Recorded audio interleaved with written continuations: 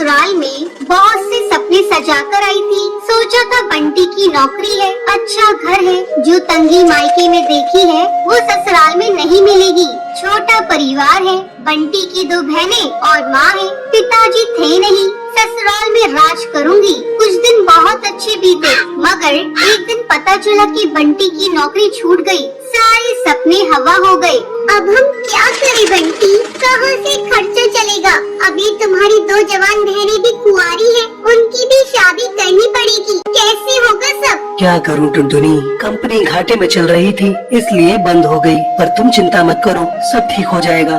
2 साल बीत गए मगर बंटी को कहीं काम नहीं मिला। जो जमा पूंजी थी उससे एक बहन की शादी कर दी। कुछ दिनों बाद टुनटुनी को एक बेटी हुई। टुनटुनी की चिंता और ज्यादा बढ़ने लगी। बंटी, अब हमारी बेटी हो गई है, अपनी इच्छाएं तो मैं मार गई हूँ, पर बच्चे की जरूरतें वो तो पूरी करनी ही पड़ेगी ना। जानता हूँ, कोशिश कर तो रहा हूँ। और 1 साल बाद टुनटुनी ने एक और बेटी को जन्म दिया। बंटी की माँ बोली, बंटी, तेरी एक बहन की शादी तो हो गई, मगर बेटा अभी दूसरी भी है, उसका क्या होगा? माँ, ये घोंसला बेच देते हैं, कुछ दिन किराए पर रह लेंगे। मैं क्या करूँ, दिन रात कोशिश में लगा रहता हूँ, पर कहीं काम मिल ही नहीं रहा।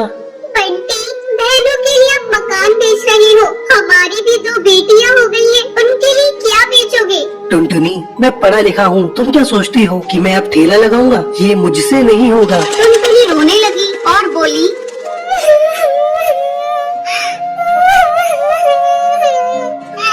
तो क्या मैं अपने बच्चों के 10 रुपए के अनाज के लिए भी तरसती रहूं? दोनों बच्चियां दाने के लिए रोती रहती है, क्या पानी से उनका पेट भरती रहूं? जब तक कोई नौकरी नहीं मिलती तब तक तो कुछ कर ही सकती हो, या मुझे ही काम करना पड़ेगा? नहीं, हमारे घर की बहू बेटी बाहर काम नहीं करती। टुनटुनी बहुत दुखी रहने लगी। कुछ समय बाद घर बेचकर दूसरी बहन की शादी भी हो गई। अब तो रोज ही बंटी और टुनटुनी के बीच में लड़ाई रहने लगी। एक दिन बेरोजगारी से तंग आकर बंटी ने आत्महत्या कर ली। टुनटुनी के सारे सपने टूट गए।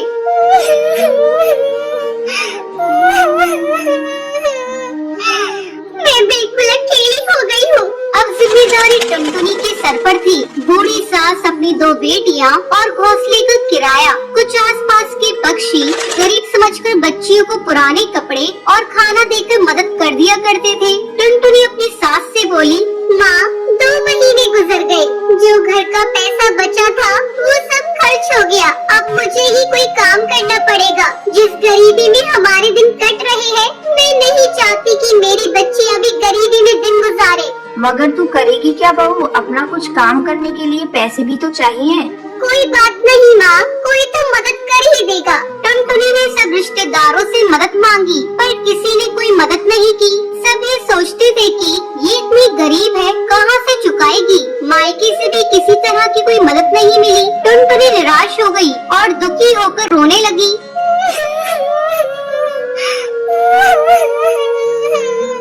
मैं अपने बच्चों को भूखा नहीं मरने दूंगी, कुछ ना कुछ करूंगी, पर इतने पैसों में क्या काम करूं? एक दिन उसे उसके ही जंगल का एक चिड़क गोलू मिला। वो टुनटुनी की शादी से पहले टुनटुनी को बहुत पसंद करता था, लेकिन उससे कभी कुछ कह नहीं पाया था। अरे टुनटुनी, कैसी हो तुम? और यहाँ कैसे? और ये क्या हाल बना रखा है तुमने अपना? गोलू, मैं ठीक हूँ, यहाँ पास में ही मैं किराए पर रहती हूँ। मगर पति तो नौकरी करते थे, फिर किराए पर कैसे?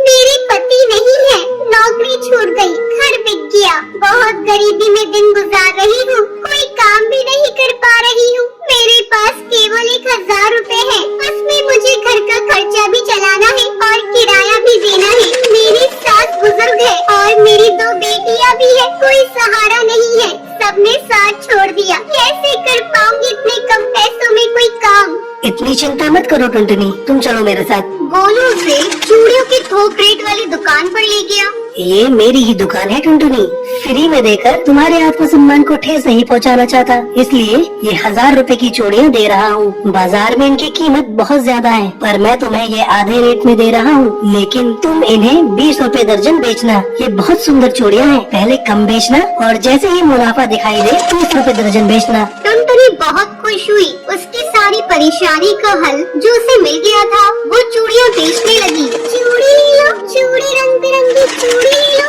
सुहागों वाली चूड़ी ले लो।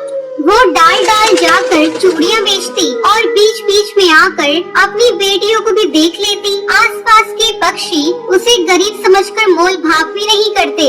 सबको उसकी चूड़ियाँ पसंद आने लगी और उसकी खूब बिक्री होने लगी। चूड़ियाँ तो टुनटुनी के पास ही सुंदर होती हैं, उसी से खरीदेंगे। तीज त्योहार पर और शादियों में चूड़ी पहनाने के लिए उसे ही बुलाया जाता था, जिसमें उसकी कमाई अच्छी हो जाती थी। इस तरह एक साल गुजर गया। टुनटुनी के अच्छे दिन आने लगे। टुनटुनी गोलू से बोली, गोलू, तुम्हारा बहुत बहुत धन्यवाद। तुम्हारी वजह से मैं आज अपनी गृहस्थी चला रही हूँ, नहीं तो भूखे मरने की नौबत आ गई थी। ये तो तुम्हारी मेहनत है टुनटुनी, मैंने कुछ नहीं किया। जितनी मेहनत करोगी उतना ही अच्छा फल मिलेगा।